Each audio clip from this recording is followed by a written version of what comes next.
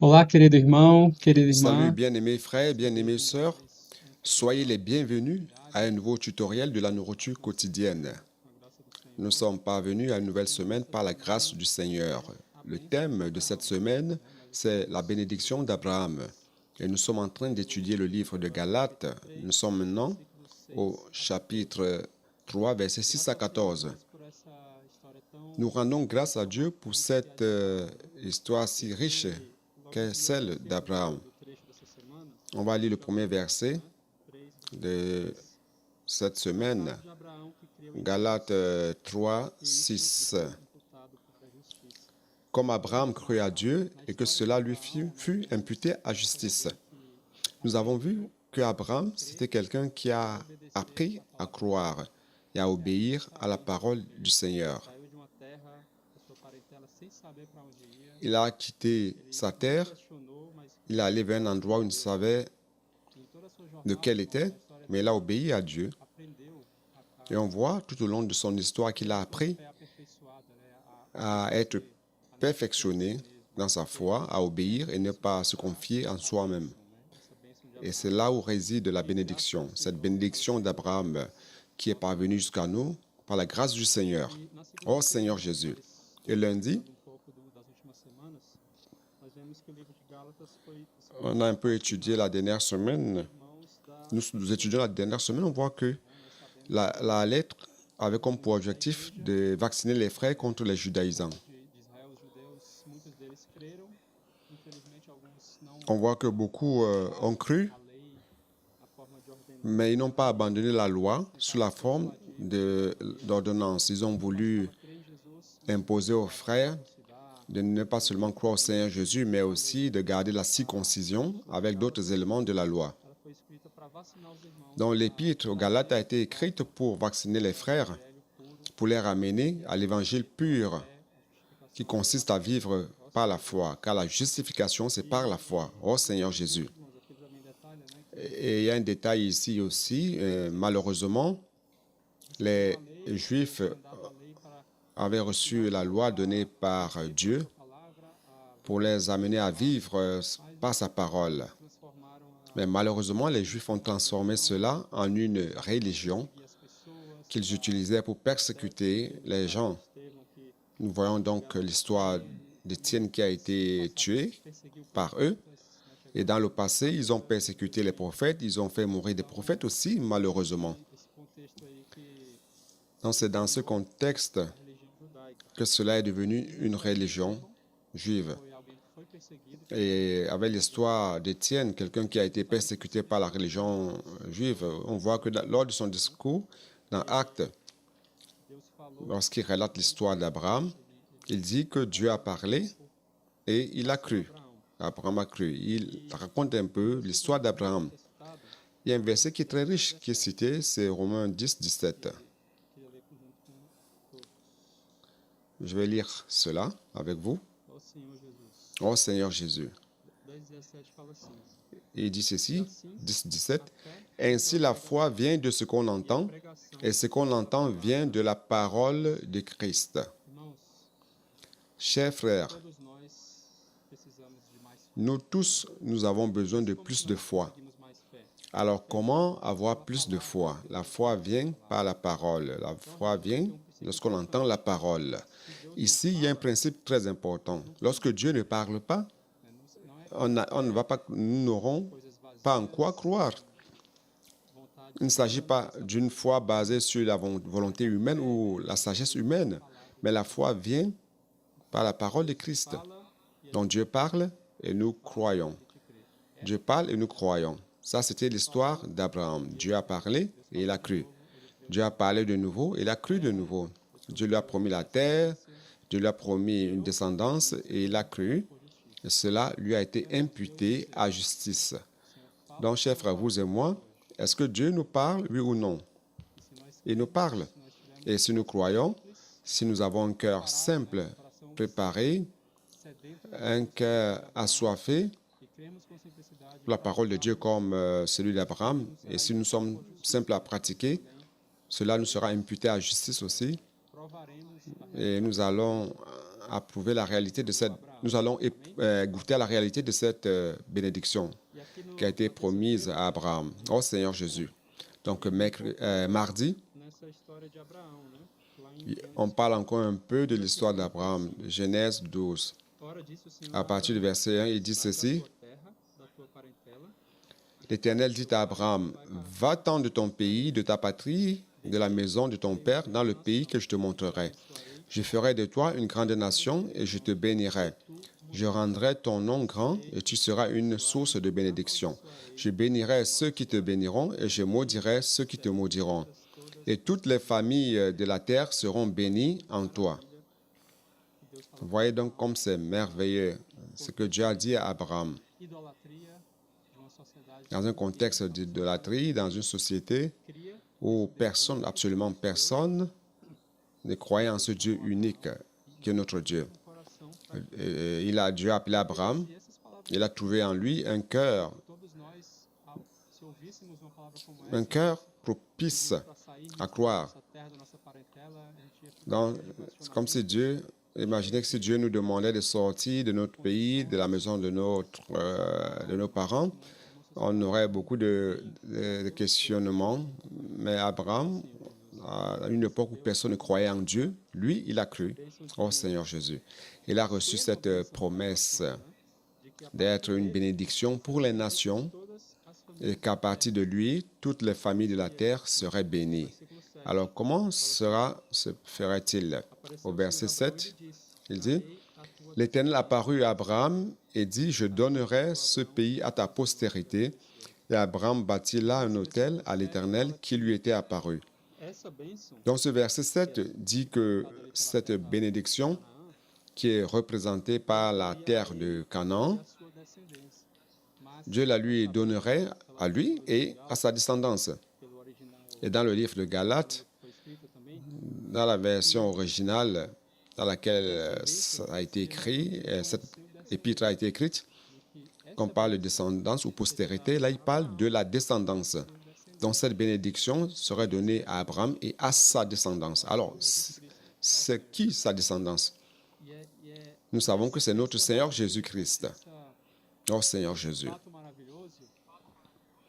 Donc, ce fait merveilleux, c'est grâce à ce fait merveilleux que vous et moi, nous faisons notre entrée dans cette histoire. Donc, la descendance d'Abraham qui est Christ, et par l'œuvre de Christ, tout ce qu'il a accompli a permis à cette bénédiction de parvenir à vous et à moi. En croyant au Seigneur, nous faisons partie de lui. Nous sommes inclus dans son corps, qui est l'Église. Maintenant, vous et moi aussi, nous avons reçu cette bénédiction. Il s'agit de quelle bénédiction? Donc, bénir toutes les familles de la terre. C'est pour cela que nous prêchons l'Évangile, pour apporter cette bénédiction aussi à toutes les personnes. Oh Seigneur Jésus. Et donc, mardi, on a vu l'histoire d'Abraham. Nous voyons tout au cours de son histoire que sa foi a été perfectionnée. Dieu lui a promis une descendance, il a cru, mais il devait encore être perfectionné, car il pensait que cette parole-là allait se concrétiser d'une certaine manière par son aide, par son effort naturel. C'est ce qu'on a vu avec l'histoire d'Ismaël. Abraham n'avait pas de fils, sa femme était stérile. Alors sa femme lui a donné une idée de prendre sa concubine pour faire un enfant. Il a accepté cette idée et il a ainsi engendré Ismaël. Mais ce n'était pas ça la volonté de Dieu.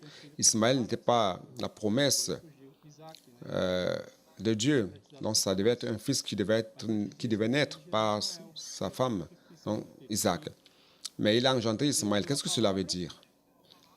Ça veut dire que quoi? Que Dieu a donné une parole, il a cru à la parole, mais il pensait que ce serait par son aide par sa chair. Et quel en fut le résultat? C'était la confusion. Nous savons bien ce qui s'est passé avec la naissance d'Ismaël. Mais nous constatons aussi qu'après cela, durant 13 ans, Dieu s'est retiré d'Abraham. Donc Abraham a passé 13 années sans la présence de Dieu. Oh Seigneur Jésus, ça c'est très grave. Et à la fin de cette période, au chapitre 17, nous voyons ce qui s'est passé. Allons voir 17, verset 1. Lorsqu'Abraham fut âgé de 99 ans, donc quand Ismaël est né, le verset qu'on a vu, il avait 86 ans. Donc, quand il avait 99 ans, le Seigneur, l'Éternel, lui apparut et dit, Abraham, je suis le Dieu Tout-Puissant, marche devant ma face et sois intègre. Donc ici, Dieu montre clairement que le Tout-Puissant, c'est El Shaddai. Et El Shaddai, c'est Dieu lui-même. Ce n'est pas moi, ni toi, ni Abraham, aucun homme de cette terre. Mais c'est Dieu qui est El Shaddai, le Tout-Puissant. Donc, frères, allons croire en ce Dieu. Et il nous parle, il donne sa parole. Et notre rôle, frère, c'est de croire et d'obéir. Croire qu'il est le Tout-Puissant et qu'il peut agir. S'il nous a promis quelque chose, il va faire. Peu importe si sa femme était stérile ou ta situation, ma situation, nous amène à croire que c'est impossible. Mais si Dieu nous a parlé, il a promis, il va faire. Et il nous revient tout simplement de croire et d'obéir. Oh Seigneur Jésus. Ici, il dit, marche devant ma face et sois intègre. Pour être intègre ou parfait, c'est d'être utilisé par Dieu, d'avoir une vie qui plaît au Seigneur. Ce n'est pas par la force naturelle, voulant aider Dieu par mes propres efforts, mais cela consiste à marcher dans la présence de Dieu. C'est ça le secret. C'est ce qu'il a dit à Abraham. Si tu marches devant ma face, tu seras intègre, tu seras parfait. Et tout ce que j'ai dit va s'accomplir dans ta vie. Alors, où se trouve la présence du Seigneur aujourd'hui? C'est dans sa parole. Donc, frère, c'est pour cela que nous mettons tellement l'accent sur l'immersion dans la parole. Marcher avec la parole, inculquer la parole en tout ce que nous faisons, dans toutes les réunions, dans nos activités. C'est pour que nous voulons marcher dans la présence du Seigneur. Car ce n'est que dans sa présence que nous allons être réellement parfaits, que nous allons plaire au Seigneur.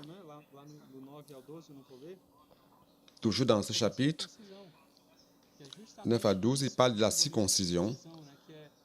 Et c'est ça qui symbolise la circoncision, se séparer de la chair. À l'époque, c'était une chose physique symbolique, mais cela représente justement le fait de se débarrasser de notre propre capacité. C'est comme si c'est comme si l'homme disait à Dieu, en moi, je n'ai aucune capacité et que je dépends totalement de Dieu. C'est ça la représentation de la circoncision. Et les judaïsants, même après l'avènement de Christ, et qu'il nous ait sauvés de la loi, des ordonnances, ces judaïsants ont encore imposé qu'il fallait se circoncire. En fait, c'était quelque chose qui symbolisait le fait de se débarrasser de sa propre capacité.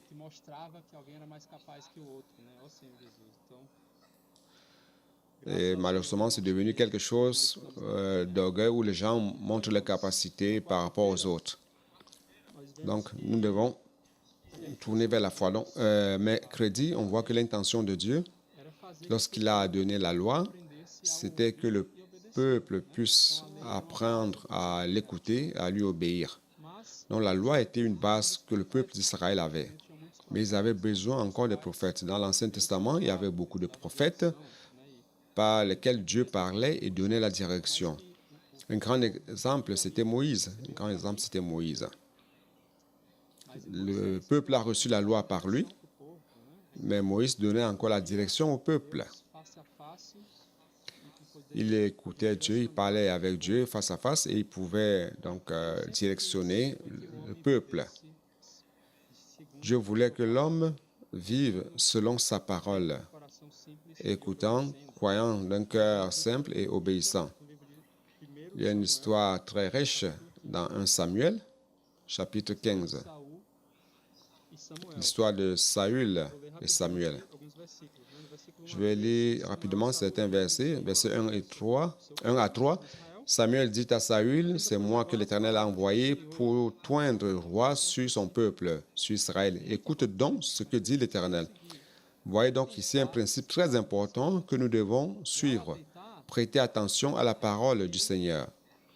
Et prêter attention veut dire croire complètement à cette parole. Il ne s'agit pas de filtrer ou sélectionner ce qui est meilleur, ce qui n'est pas meilleur, ce qui va me servir ou ce qui ne va pas me servir. Mais il s'agit de croire à 100% à sa parole. C'est ce que Samuel a dit à Saül. Ainsi parle l'Éternel des armées, je me souviens de ce qu'Amalek fit à Israël lorsqu'il ferma le chemin à sa sortie d'Égypte. Va maintenant, frappe Amalek et dévoué par interdit tout ce qui lui appartient. Tu n'épargneras point et tu ne feras mourir hommes et femmes, enfants, et tu feras mourir hommes, enfants, hommes, femmes et enfants, nourrissons, bœufs, brebis, chameaux. Il s'agit ici d'éliminer la chair. Il ne veut pas épargner la chair, mais l'éliminer à la croix. Donc, circoncis. Donc, Samuel a été clair, il a dit qu'il faut éliminer totalement Amalek et Agag, qui était le roi. Verset 7, Samuel bâtit Amalek, il a accompli une partie de la parole, puis depuis Avila jusqu'à Shkour, qui est en face de l'Égypte. Il prit vivant Agag, roi d'Amalek, et le dévoua par interdit, tout le peuple en le passant au fil de l'épée. Mais Saül et le peuple épargnèrent Agag, et les meilleurs brebis, les meilleurs bœufs, les meilleures bêtes, et de la seconde portée, les agneaux gras et tout ce qui avait de bon, ils ne voulurent pas le dévouer par interdit, et dévouèrent seulement tout ce qui était méprisable et chétif. Donc c'est ça le grand danger. La parole de l'Éternel, c'était que Saül devait tout détruire. Mais il a dit, il y a une partie que je pense qu'on peut conserver, c'est une bonne partie. Agag, par exemple, c'est un roi. Peut-être qu'il peut être un bon conseiller. Il y a aussi des brebis, gras. Peut-être qu'on pourrait les utiliser pour sacrifier au Seigneur. Donc, il a jugé cela et il les a conservés. Frère, ça, c'est notre danger à nous, à toi et à moi.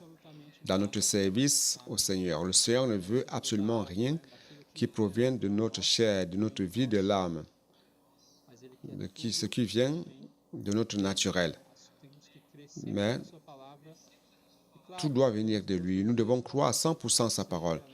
L'éclair que Dieu nous utilise, notre être, nos habiletés, mais tout cela dans le principe de la résurrection.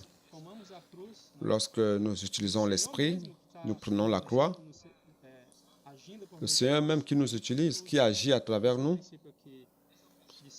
c'est lui qui nous utilise. C'est ça le principe de Saül et Samuel. Nous ne devons rien conserver de notre chair, de notre être naturel. Nous devons totalement dépendre de Dieu. Donc pour terminer ce passage 17, Samuel s'est rendu compte de ce qui s'est passé. Samuel dit, lorsque tu étais petit à tes yeux, n'es-tu pas devenu chef des tribus d'Israël et l'Éternel ne t'a-t-il pas oint pour que tu sois roi sur Israël? L'Éternel t'avait fait partir en disant, va et dévoue par interdit ces pécheurs, les Amalécites, et tu leur feras la guerre jusqu'à ce que tu les aies exterminés. Pourquoi n'as-tu pas écouté la voix de l'Éternel?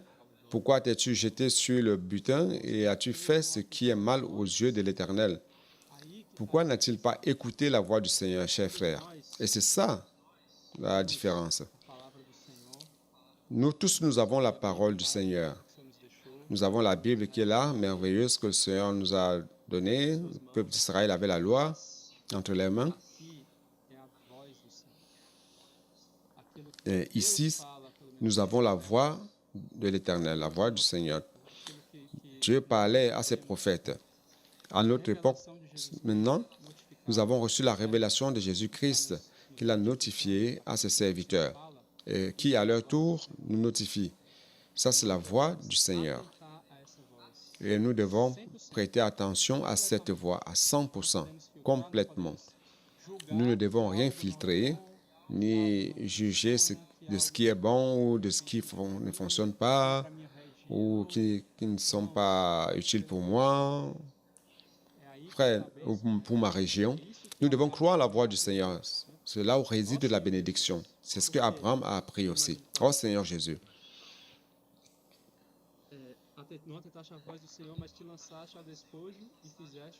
Il dit, pourquoi n'as-tu pas écouté la voix de l'Éternel? Pourquoi t'es-tu jeté sur le butin et que tu as fait ce qui est mal aux yeux de l'Éternel? Saül répondit à Samuel, j'ai bien écouté la voix de l'Éternel. Et voyez, il se justifie. J'ai suivi le chemin par lequel m'envoyait l'Éternel. J'ai amené Agag, roi d'Amalek, et j'ai dévoué par interdit les Amalécites. Mais le peuple a pris sur le butin des brebis, des bœufs, comme prémisse de ce qui devait être dévoué, afin de les sacrifier à l'Éternel, ton Dieu, à Gilgal. Et c'est comme s'il disait, ah, peut-être que tu n'as pas bien écouté l'Éternel, mais je pense que c'est mieux que ce soit comme ceci, comme cela. C'est ça le problème avec notre cœur, n'est-ce pas? Nous devons croire à 100% à la parole de l'Éternel. Samuel dit, l'Éternel trouve-t-il du plaisir dans les holocaustes et les sacrifices comme dans l'obéissance à la voix de l'Éternel? Dieu prend plaisir aux holocaustes, aux sacrifices ou à l'obéissance à sa parole? C'est à l'obéissance à sa parole. L'obéissance vaut mieux que les sacrifices et l'observation de sa parole vaut mieux que la graisse des brebis. Donc, frère, ça c'est le cœur du Seigneur. Il nous parle et il veut que nous vivions par cette parole. Il ne s'agit pas de vivre par notre logique. Notre logique est erronée. Des fois, nous pensons que c'est parce que Dieu pense. Chers frères, allons croire, avoir confiance à 100% à la parole. Croire et pratiquer.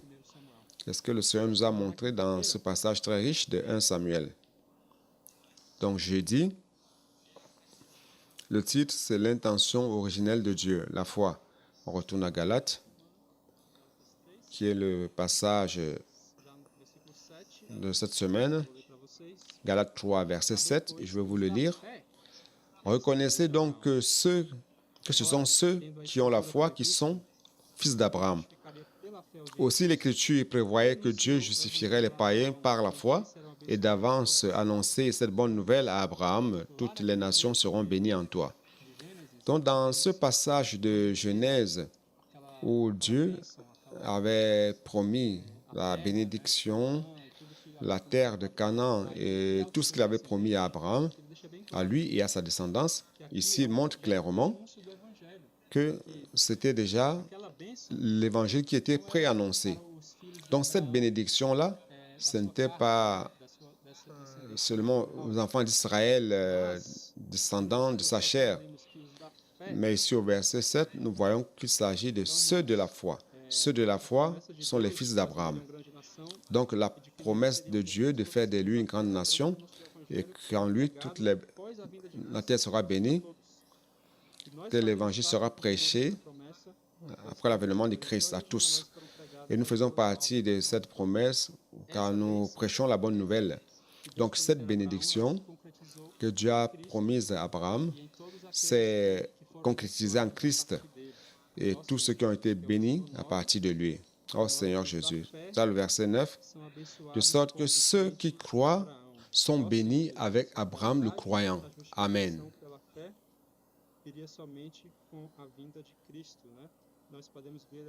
La réalité de la justification par la foi avec l'avènement de Christ. Lors de la création de l'homme dans le jardin d'Éden, Dieu l'avait mis dans le jardin, il est clair. Il y avait l'arbre de la connaissance du bien et du mal et l'arbre de la vie, montrant que dès le commencement, Dieu avait créé l'homme et a donné cette mission de conserver le jardin et de le servir, mais il voulait qu'il vive par la vie et non par l'arbre de la connaissance du bien et du mal, en confiant en soi-même ou en sa chair, en accomplissant les ordonnances ou avoir les bons comportements mais vivre par la vie, par la foi. Cristo, né, trouxe em realidade plena que Deus já havia C'est prometido ça la para réalité Abraão, pleine que Christ a apportée, cette réalité qui avait été promise par Dieu à terra Abraham. de Abraão, que C'est en nós Christ que nous goûtons à la bénédiction a d'Abraham realidade da terra de Canaã com todas et as obtenir la réalité de la terre de Canaan avec toutes ses richesses. fato nós C'est en Christ que somos réellement abençoados e que nós nous sommes abençoamos ao bénis Senhor Jesus. E na et quinta-feira, ainsi bénir d'autres personnes. ele Ô traz ali um Seigneur Jésus. diagrama mostrando Et toda toujours jeudi, ici, il nous montre un diagramme como de toute la detalhar aqui, dispensation mas os irmãos podem dont je ne peux pas tout détailler, mais vous pouvez voir cela dans la nourriture quotidienne. ali da Donc lei, la dispensation de la loi et de la foi, da arca de Noé, e tout ce qui s'est produit depuis l'âge de Noé, lei, e também depois veio Cristo, quand Dieu a apporté la loi, et puis Christ, l'ère de l'Église. todo esse período, né, desde a criação Ici, il montre que toute cette période, depuis la création de l'homme aproximadamente jusqu'à 4.000 Christ, anos, il y a eu à peu près 4000 ans. é De la mort de Christ jusqu'à maintenant, c'est à peu près 2000 ans. estamos num período de aproximadamente 6.000 anos, né, e nós sabemos que Donc nous avons une période d'à peu près 6000 ans. para Et Deus nous savons que la Bible 1.000 anos é como dit aussi que pour Dieu, un 1000 ans c'est comme un jour c'est comme 1000 ans. povo de Deus. Donc dans cette histoire générale du peuple de Dieu, de la dispensation qui se trouve sur ce diagramme, nous sommes déjà à la fin du 6e jour. Donc nous approchons du 7e jour, qui serait le jour du repos, c'est-à-dire 1000 ans de repos, qui correspond au millénaire, la récompense que Dieu a préparée aux chrétiens vainqueurs. Et nous rendons grâce à Dieu car ce jour est en train de s'approcher. Pouco disso nesse diagrama lá na quinta-feira. Vous pouvez voir cela jeudi, ce diagramme. Et vendredi, Dispensação da lei, il entre encore un peu plus dans ce sujet, cette dispensation de la loi et la dispensation de la foi. C'est lié à la sphère terrestre et à la sphère céleste. Donc la sphère terrestre, c'est la loi, humano, por vivre par les efforts humains, les ordonnances, accomplir des décrets. real, está em viver, Mais dans la sphère céleste, ouvir a voz on vit par la foi. On écoute la voix du Seigneur, e obedecer. on a un cœur simple et on croit, on obéit.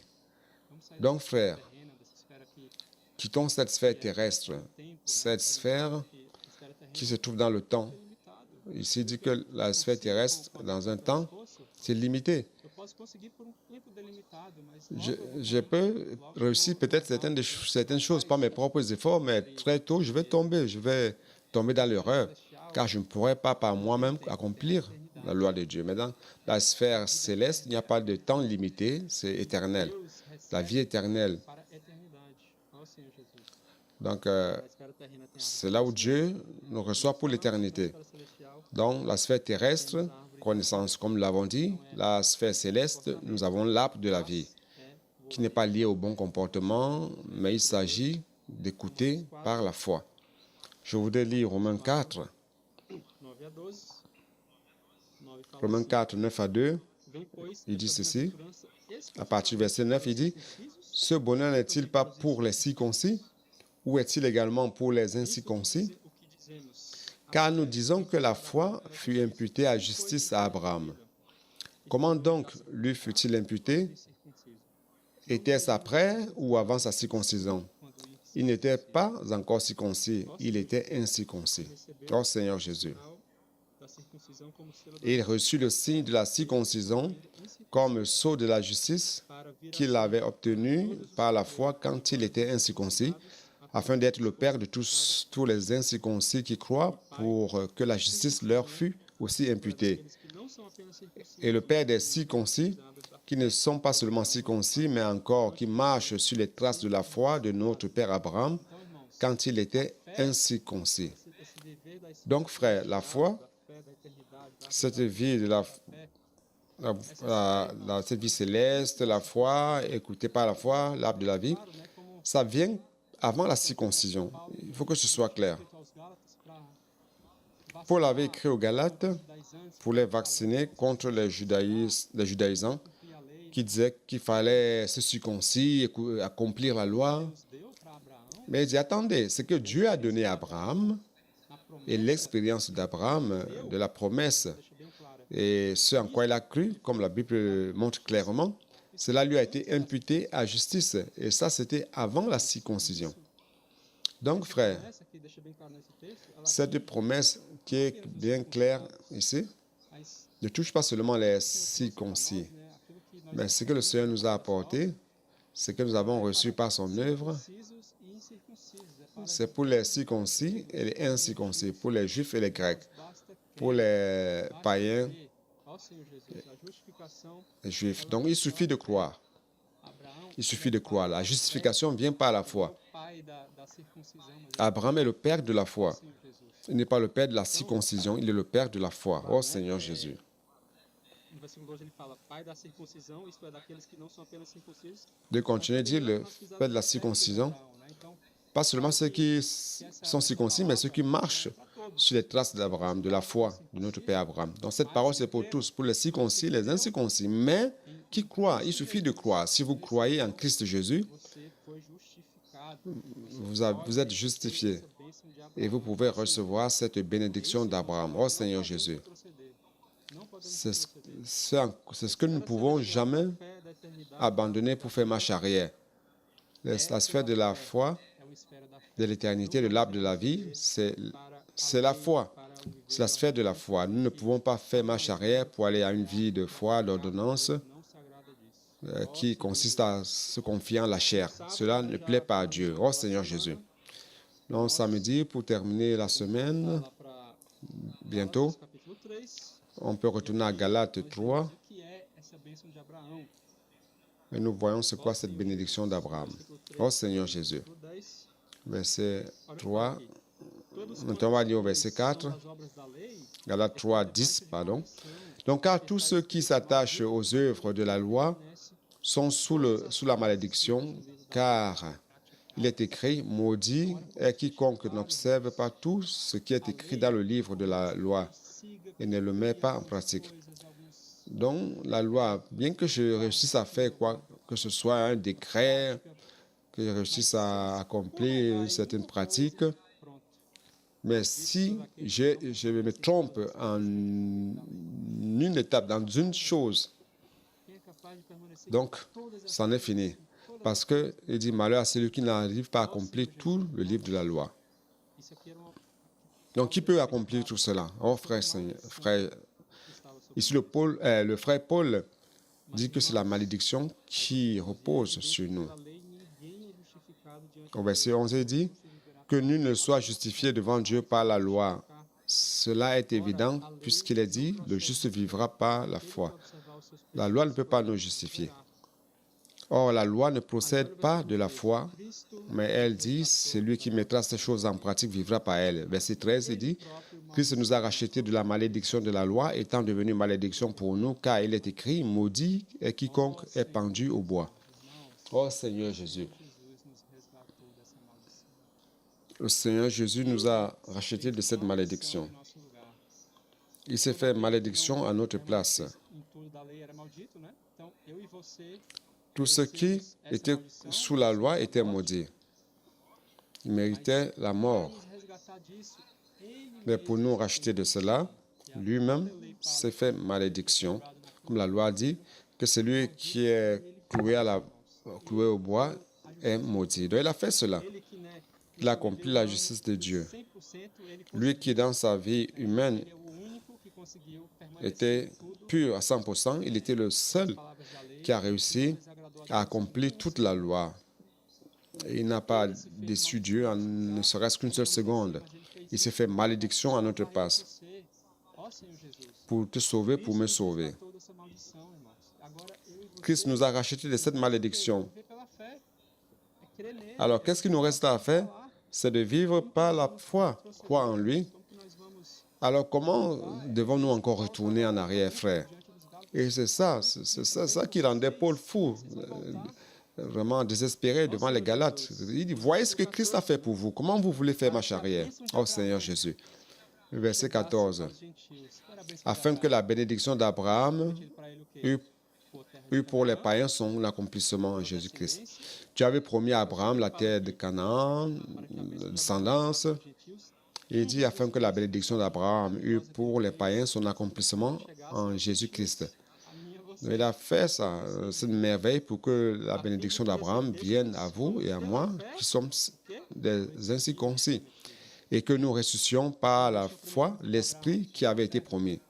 Dieu avait promis à Abraham la bonne terre, mais il dit quoi? Que Dieu a promis l'Esprit. Donc, frère, l'Esprit que vous et moi avons reçu, l'Esprit Saint, l'Esprit de Dieu, nous savons que le Seigneur Jésus, lorsqu'il a accompli son œuvre, il est monté au ciel, il est devenu l'Esprit qui donne la vie, et il est entré en nous. Et cet Esprit promis, c'est la bénédiction d'Abraham. Oh Seigneur Jésus, c'est cet Esprit qui est en moi, en toi.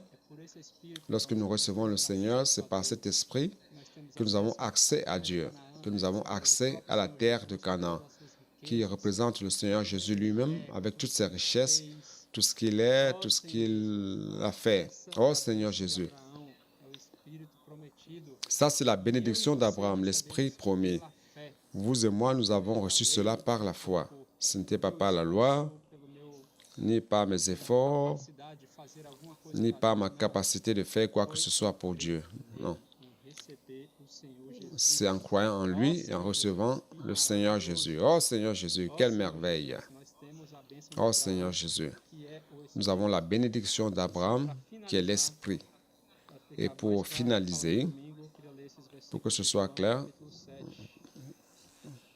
Jean chapitre 7, qui est lié à dimanche. Jean 7, 36 à 39. Oh Seigneur Jésus, voyez ce que Jésus dit avant de consommer son œuvre. 7,37. Le dernier jour, le grand jour de la fête, Jésus, se tenant debout, s'écria, « Si quelqu'un a soif, qu'il vienne à moi et qu'il boive. Celui qui croit en moi, des fleuves vives couleront en son sein, comme dit l'Écriture. » Et il dit cela de l'Esprit, vous voyez dans l'Esprit qui est la bénédiction d'Abraham. Il dit cela de l'Esprit que devaient recevoir ceux qui croiraient en lui, car l'Esprit n'était pas encore, parce que Jésus n'avait pas encore été glorifié. Donc, à ce moment, l'Esprit n'avait pas encore été donné. La bénédiction d'Abraham n'était pas encore sur tous, car Jésus n'était pas encore glorifié. Mais aujourd'hui, Jésus a été glorifié déjà. Oh Seigneur Jésus, il a accompli son œuvre, il est monté au ciel, au-dessus de tout nom. Il est devenu l'Esprit.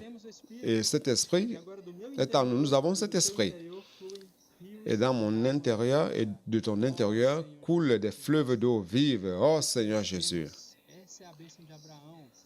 Ça, c'est la bénédiction d'Abraham que nous avons.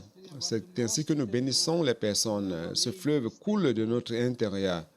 Il ne s'agit pas d'une loi externe que je dois accomplir, que je cherche à plaire à Dieu. Non.